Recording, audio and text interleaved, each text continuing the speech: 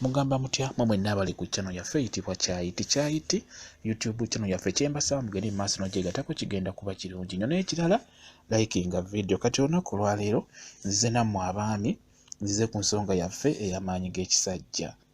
Abaami nzize ku nsonga yaffe eno ey'amaanyi g'ekisajja. Abaami ennaku zino muli banafu, obunafu bususse mu kisenge. Ojja kusanga omwami nga tasobola kuwangaala mu kisaawe kumala ddakiika 10, abasinga babeera mu ddakiika 5, 2, n'abamu baba tebannaba kuyingira n'agweri, abatannaba kuyingira n'agweri, abasinga akagoba bakamaliramu na mu bisambi by'abakazi. Kati n'olwekyo abaami ensonga eno njagala mugiwulirize bulungi nnyo, bayitedde ku ddagala erigenda obbayamba okusobola okwongerakokko mu kuwangaala mu kisaawe. Kyembadde mbasaba muwulirize bulungi, bayitedde eddagala lino ligenda kuba libakolera singa onaaba olikoze bulungi nga bwe ngenda okugamba, n'obeera ng'olinywa ligenda kuyamba. Ogenda kubeera ng'ofuna ku maanyi, ng'ofuna ku budde bw'ogenda okumala mu kisaawe nga buweraawerako. Kyabulabe nnyo mu butuufu okubeera ng'oyingidde ekisaawe n'omala eddakiika 2 oba 5 n'ogweri. Kiba kyabulabe, omukyala oyo obeera omulese matigga. Kati n'olwekyo abaami njagala mbabuulire ebintu bino mubeere nga mubikola mubigoberere, bigenda bayamba bulungi nnyo ku nsonga eyo ey'amaanyi g'ekisajja. Ekisookera ddala njagala nkubuulire eddagala lino osooke olikuŋŋaanyize wamu, tugenda ddikubira mu bbulenda lya kunywa nga libisi oba lya kukola mu bukozi juyisi, osobola oddinywa lisobole okukutereeza obeere ng'owangalira mu kisaawe gw'omusajja. Ekintu kye tusoose nakyo njagala ofune ze bayita entuntunu. Entuntunu zifuna w'oziteekaawo, ziteeke mu kibbo. Njagala ofune enkomamawanga nayo gifune, nayo giteeke mu kibbo bulungi nnyo. Nkusaba ofune entangawuuzi nayo giteekaawo mu kibbo, ofune galiki, ofune egg, ofune n'omubisi gw'enjuki, ofune omulondo, ofune n'akatungulu. Ebintu ebyo njagala obigatte wamu bulungi nnyo, njagala obiteeke mu bbulenda, ogenda bikubira mu bbulenda. Entuntunu ofuna nga ziwerako oziteeke mu bbulenda oziyiwemu. Enkomamawanga nayo osobola ofuna nga 2, kisinziira bunene bwe ziriko, nazo zisuse bulungi nnyo, oyiwe obusigo obwo mu bbulenda. Yiwe obusigo bw'enkomamawanga, jjukira obusigo bwe bubeerako juyisi. Ekirala entangawuuzi, njagala entangawuuzi osobola okupima ku ngalo zo. Waliwo olugalo lubeera mu makkati olusingako obuwanvu, kati teekamu ekiseera kimu ekyakagalo ako akasinga obuwanvu, ng'ova waggulu teekamu ekiseera kimu ekyowaggulu ekyo ke katangawuuzi k'oba oteekamu. Teekamu akatangawuuzi nga katintini, oteekemu galiki. Galiki osobola okuteekamu empeke emu eya galiki, eggi, funa eggi limu nalyo oba oyiwamu mu bbulenda nga tonnaba bikuba. Omubisi gw'enjuki osobola okuteekamu eggiiko za sukaali nga 5 ennene, osobola okuteekamu eggiiko 5 ezo. Omubisi gw'enjuki guno. N'omulondo nagwo kisinziira olina gwenkana ki, gwe tegulina buzibu n'oteekamu ogwenkana gutya, kisinziira mulondo gw'olina. Nagwo njagala oguteeke mu bbulenda omwo mogenda ogukubira. Akatungulu ekaba ka 10 kateekemu konna, oba oguze ka 2 kabajjulemu makkati oteekemu ekitundu okireke. Kati ebyo biteeke mu bbulenda obikube bulungi. Osobola okussaamu otuzzi nga tutini. W'omala okubikuba jjukira twataddemu eggi liri, eggi likola nga amazzi nalyo ate nga ddagala.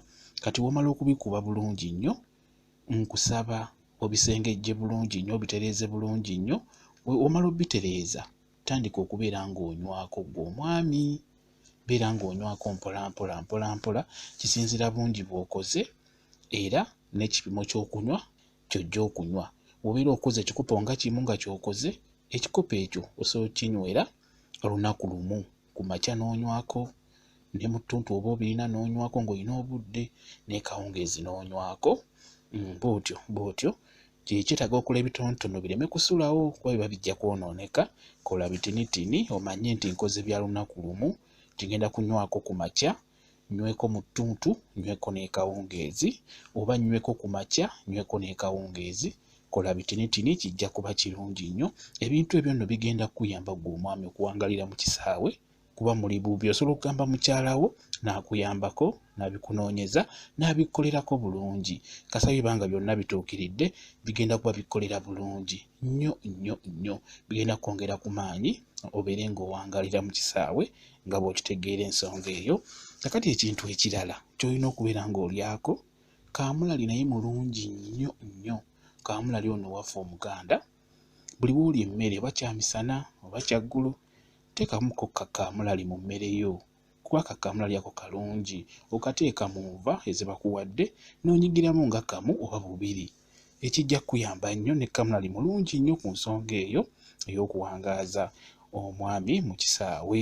Obusigo bw'ensujju, gamba mukyalawo wagenda mu katale agulireyo ensujju, kati ensujju eyo mu kugirya n'obusigo mugambe abukolereko. Obusigo obwo obuggyamu ng'ensujju ekyali mbisi n'obwozaako bulungi nnyo n'obutereeza n'obwanikako ko.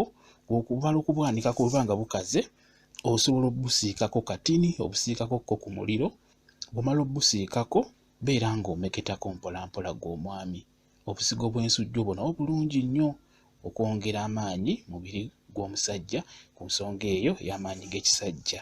Bulungi nnyo. Ebyo ebintu bye nkubulidde bigenda kukuyamba. Sooka nkusaba obigezeeko bikozese bulungi. Kati gwe atalina blender, nsaba oyiye engeri gy'okolamu ebintu ebyo okusobola okubifunamu ekintu ekyo osobola obikozesa. Gwe atalina blender, yiiya. Ekintu ekirala abaami mufuba okulaba nga mwesonyiwa okubeera n'ebirowoozo ebingi. Ekirala omukyalo oyo gw'obeera ogenzeeko, fuba okulaba ng'omukyalo oyo mufuula mukwano gwo nnyo nnyo. Kwegamba obeere ng'omutima gwo gumwagala. Kuba ebiseera ebisingawo n'abeera ng'omukyalo oyo omutima gwo tegumwagala, obwagazi bwo bugenda kubula gwe omwami. Ebirowoozo biteeke ebbali. Bw'oba ng'otuuse ku kaseera ako awokusamba omupiira, ebirowoozo byonna byonna by'obadde nabyo emisana, by'obadde nabyo wa, nkusaba biteeke ebbali osobole okusamba bulungi omupiira ng'amaanyi ogalina, nga n'obwongo bukola bulungi nnyo. Tugenda kugwa mangu, omusajja we agenda kusigala ng'ayimiridde bulungi nnyo. Ogenda kuweza ku ddakiika eziwera ng'osamba omupiira ogwo bulungi. Kyo nkikubuulira omwami, mugezeeko okwesonyiwa ebintu ebyo ebibaggyako waya ne munyiiga, n'onyiigira omukyala n'omukyala n'anyiiga. Buli w'obeera ng'olina obusungu ku muntu oyo gw'ogenda okusamba naye omupiira, kimanye nti omupiira tegusobola kugenda bulungi mu maaso.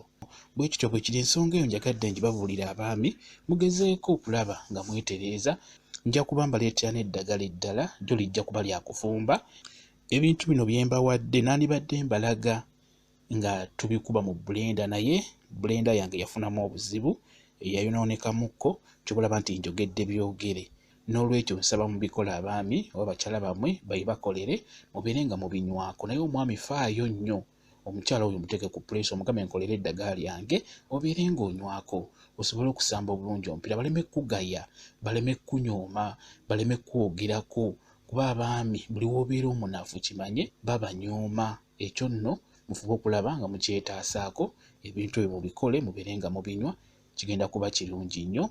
Kambayo WhatsApp namba yange, ky'otategedde basobola okwongera okunnyonnyola ku bintu bino. WhatsApp namba yange eri 077787340. Yeeyo WhatsApp namba yange. Osobola okumbuuza kweno video ky'otategedde, nja kwongera okunnyonnyola okitegeere bulungi nnyo. Kwegamba ofune omugaso ogwo gwe njagala ofune. Mwebale nnyo okubeera ku channel yaffe eyitibwa Kyayiti YouTube channel yaffe. Kyembasaba mugende mu maaso n'ogyegattako, kigenda kuba kirungi nnyo. Mbaagala nnyo, mubeere bulungi, mweraba.